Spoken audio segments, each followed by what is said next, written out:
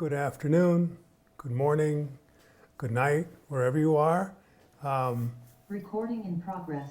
Yeah, so some interesting things have happened. I made contact with Nawaz going back about 2 weeks ago, and he asked me for an abstract, and I've been practicing this Recovering the Way for 10, 12 years. I'm a businessman, I'm an entrepreneur, I'm in recovery for 22 years, and so I'm not a clinician. My education, my degree is in rhetoric. In the previous millennium, going back several years, and what I've come upon is a practice and a synthesis of TCM, Oriental medicine, and recovery, which I'm going to go over some of the principles. We have a Zoom meeting every week, and there's a lot that I wanted to remember and a lot that I'm forgetting. My power went out about half an hour ago, and so some of my notes that were in my head have evaporated a little bit. And also I want to share a little, I got some assistance last night from somebody that was going to give me some help, and I'm going to share the screen. So if you look on the right side of your screen, you're going to see some of my long-standing notes that I've had on my wall about recovering the way. You can see Qigong, you can see, and on the left side you will see my dog. And I actually said that the dog ate my homework, and this is absolutely true.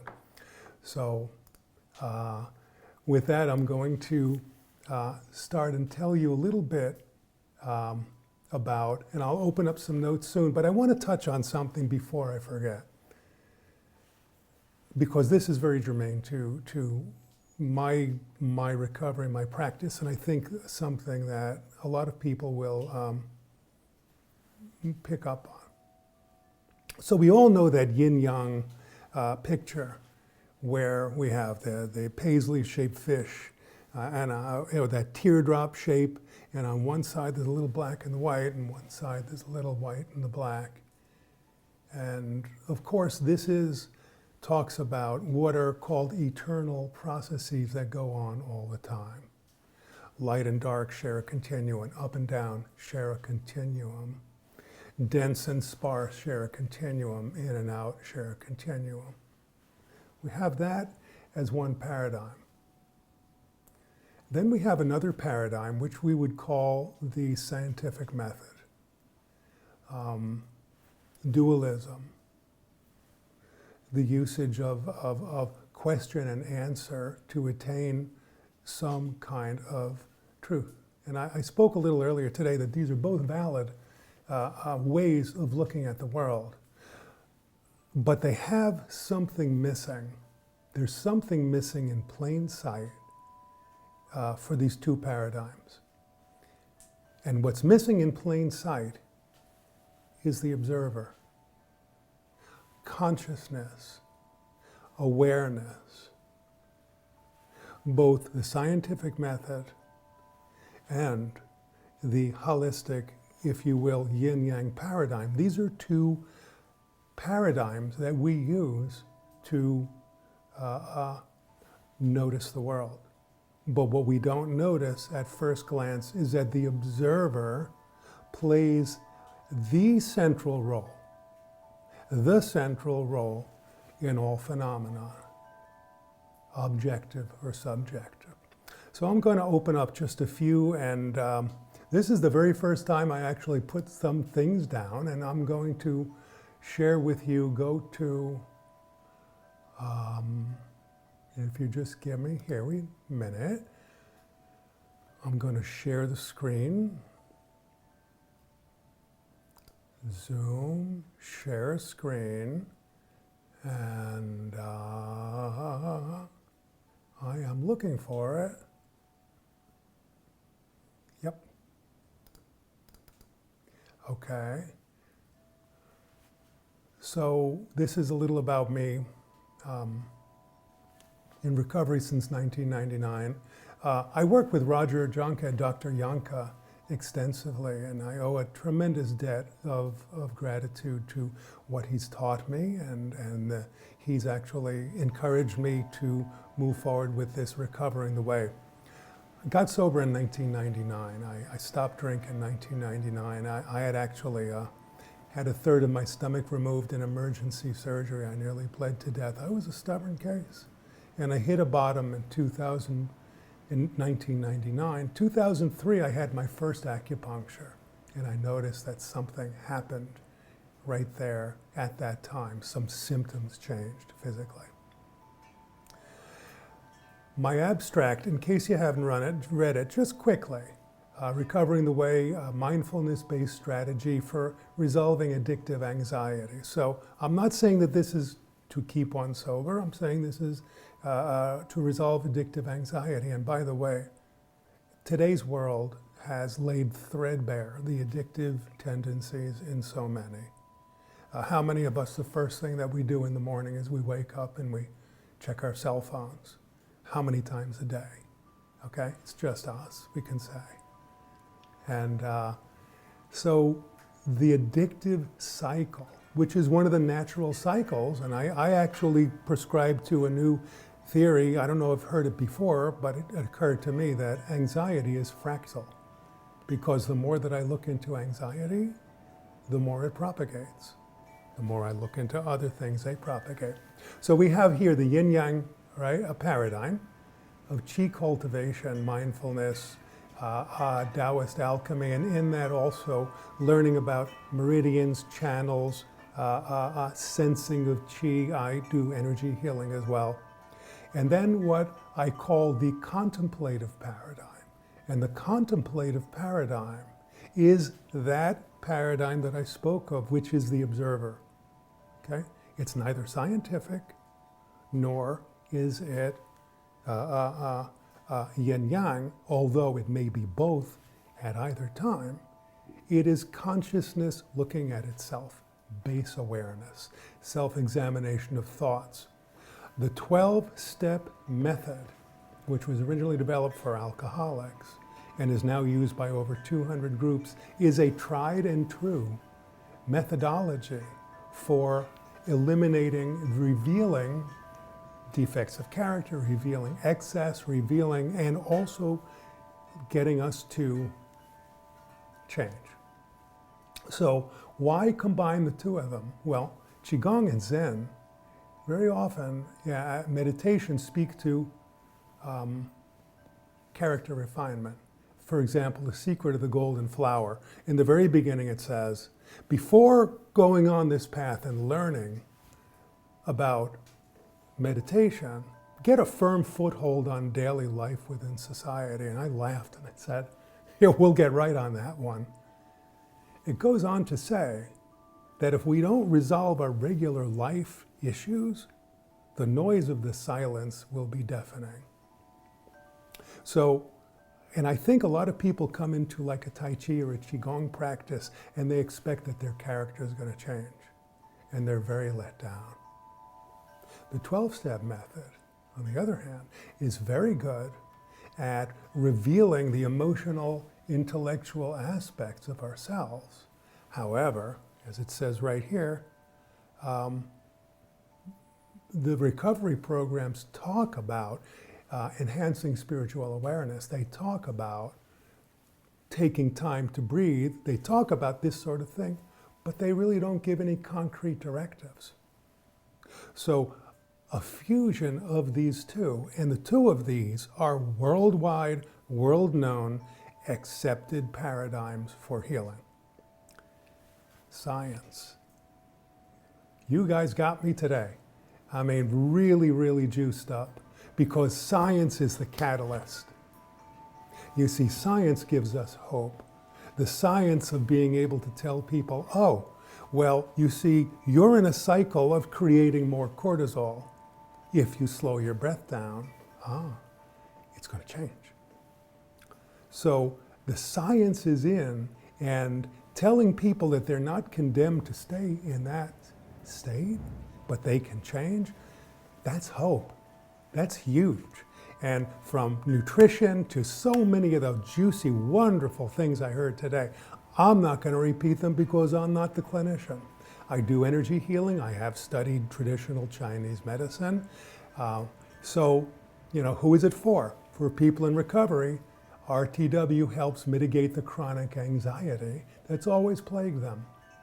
For those who don't classify themselves as addicted, it brings a level of self-observation and healing engendered in a process that has been called one of the most valuable, important ones in the 20th century. That was Aldous Huxley who said that to Bill Wilson. Why now? The phone's ready for new approaches. You can fill in the blanks there.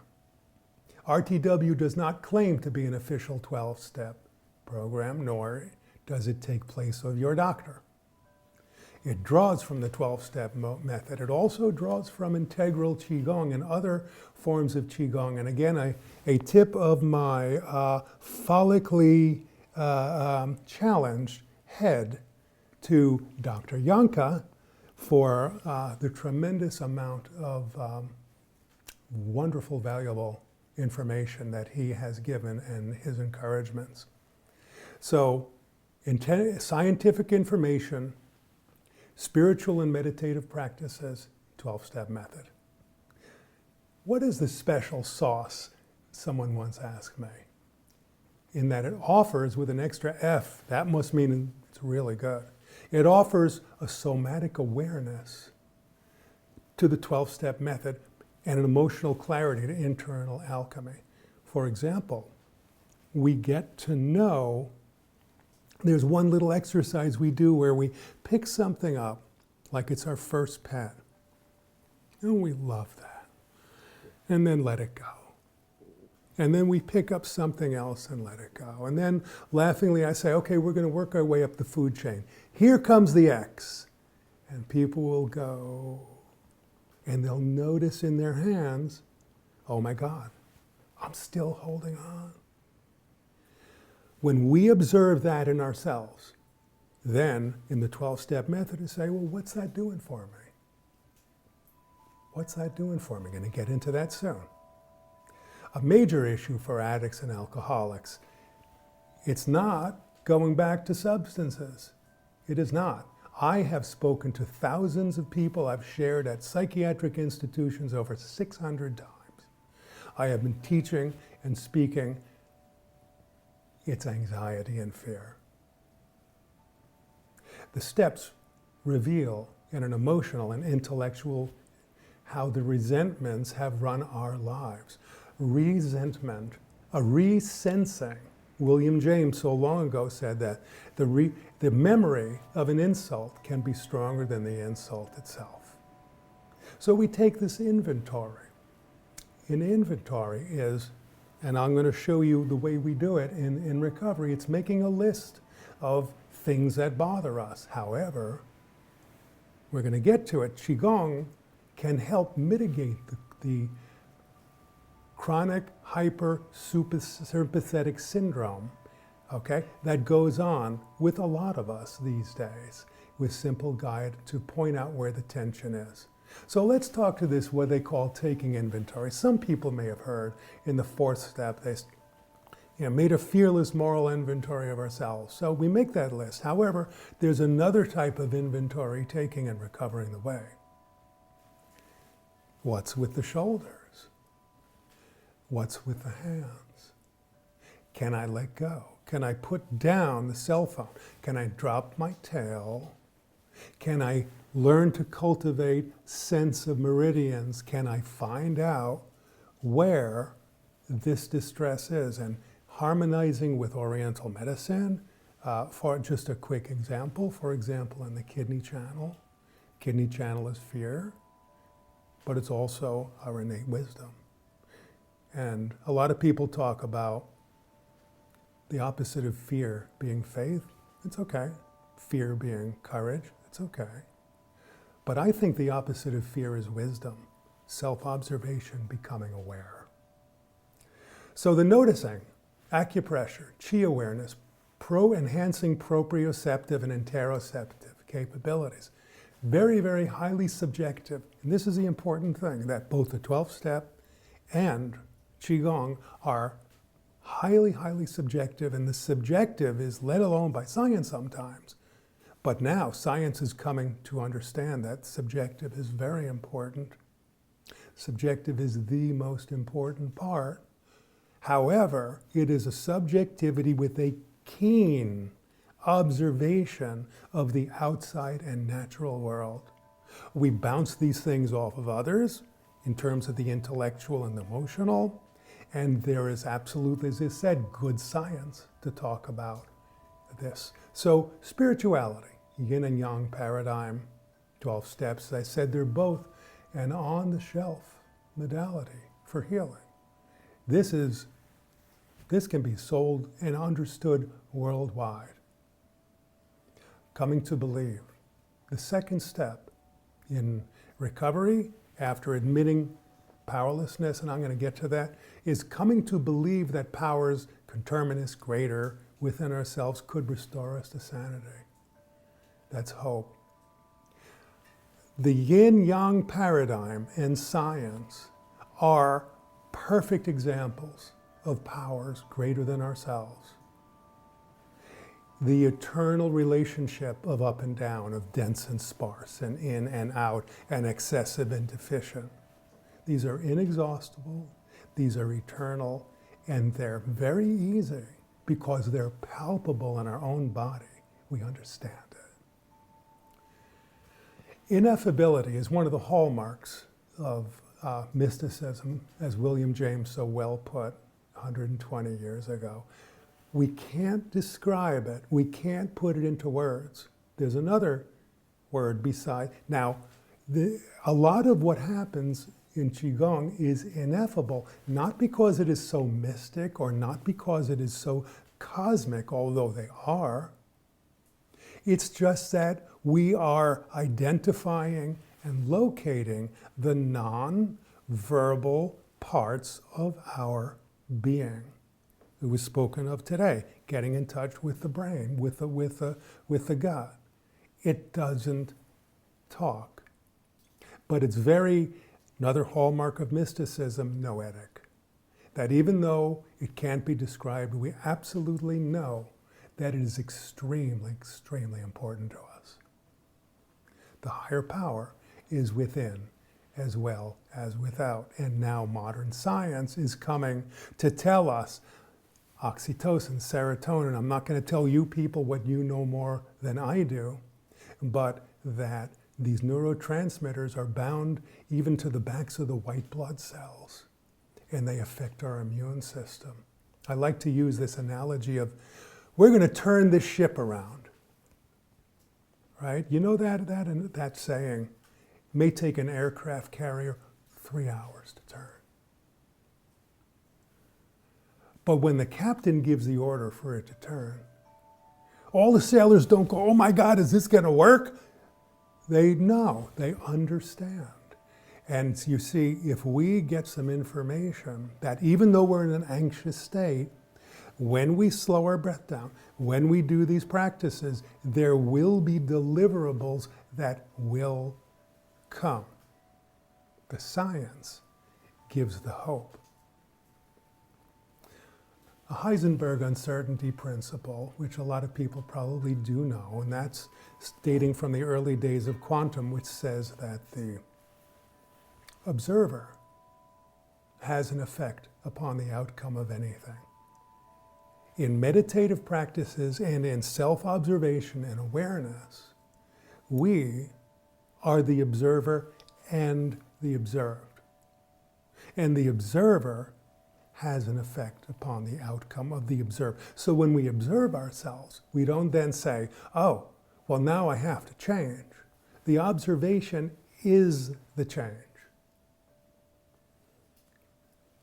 We talk about spiritual experiences, and that can be with cosmic and from without, but there's also another type of a spiritual experience which is called coherence within the self. Jing Shen, Jing Qi Shen. In recovering the way we use the paradigm of Oriental medicine. We use San Bao, 3 treasures. If something is elevated, we lower it. If something is off, we straighten it. It is the observation that is the change. Health is a spiritual commodity. Sharing enhances it. Healing is not a thing to have, but a phenomenon of mutuality. Like electricity, health needs flow to manifest. You see, this is what we're doing here. It is by sharing wellness that we remain well. The giver's gratitude is hope. The commodity is health. The currency is hope. So we have exercises, and we have these we do meditative, we do Oriental medicine, we teach people a little bit about science, and we use some of these tools from the 12-step method. And I'm going to just show you here, just quickly, I'm going to show you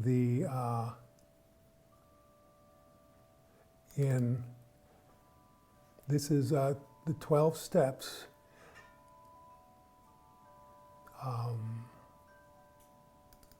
Okay, so let me please share screen. Okay. So these are the 12 steps of AA, and I don't normally go around talking about, and people don't talk about whether they're in recovery or not. We're in a different age now, and this is a closed group, and some things are so important.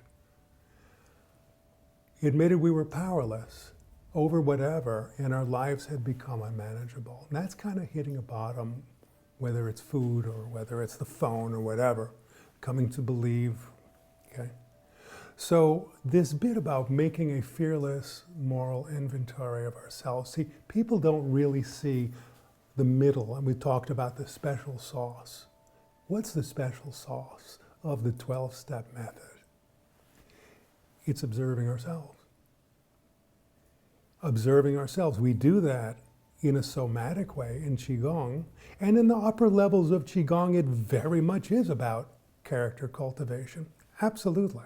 Absolutely. They merge toward each other. And I like to say if there's more than one, we got a problem.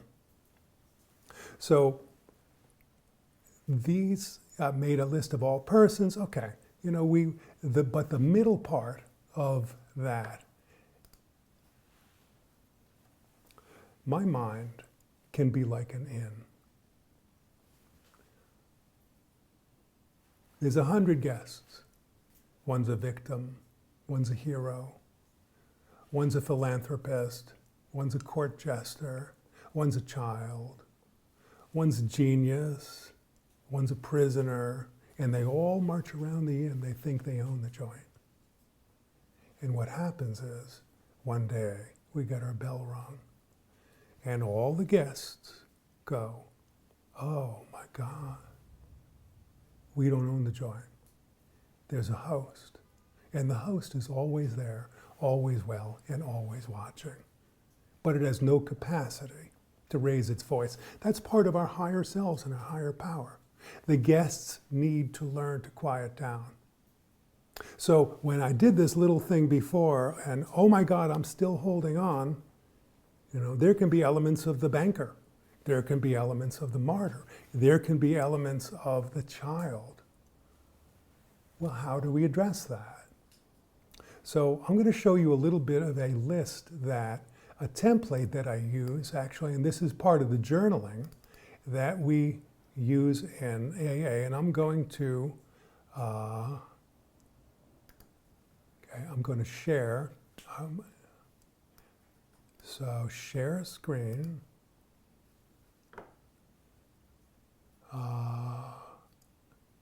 Well, it's not coming up right now, so all right, you know what, I'm going to go on then to something else. And we'll come back to it. So here, there's just some similarities between Oriental medicine and recovery. Both are expressive medicinal processes. They are not suppressive, they are expressive. That once the disease is seen, it is pulled out. They both depend upon what is called pattern discrimination. The acupuncturist will do a diagnosis, and we find, for example, is it up or is it down? Is it inside or it's outside? In recovery, we go, are we powerless and getting ready to crash, or are we able to manage it? Do we believe? Okay, so they're both at heart social phenomena. Qigong, it's great to practice it alone, but there's to what end on this God's earth would one solely practice Qigong on their own? It's a social phenomenon. It's all about connecting to the world around us. Recovery is also about connecting to the world around us. They both draw upon powers seen and unseen, and in recovery, it is our own conception of a higher power, and we have some Recovering the Way moves which actually help reveal that higher power to us. They're both definitely forms of internal alchemy. The steps in Qigong are physical, mental, and spiritual in nature simultaneously. They both speak about an embryo being born after the destruction, an embryo. So I'm going to stop the share now. Do we have a timekeeper that can tell me how much time I have left? Have I been? 2 to 3 minutes. 2 to 3 minutes, thank you. So I want to thank everyone for listening. We are on Zoom every week. This is something that's been developing for a long time. I'm going to close. I'm going to show you that I'm going to do just a little reading, because we touched on something like this earlier, and this is from a little book of mine called The Joy of Not Cooking. Light is a partner of space. It needs the transparency of the sky to allow it to manifest. Thought is a partner to consciousness. It needs the general awareness of perception to house it. Light in space is like thought to awareness. They both depend upon the invisibility of their partner to bring them to life. Things are a partner to emptiness. It is the hollow of the void that allows them to appear. Life is a partner to non-being. It is the capacity for breath that differentiates them. Things from emptiness is similar to life from non-being. They both depend upon inspiration to create them, to give them meaning, to bring them to life. Thank you very much, and I really appreciate having this opportunity. Recording stopped. For your excellent presentation. Thank you. Yes, any questions?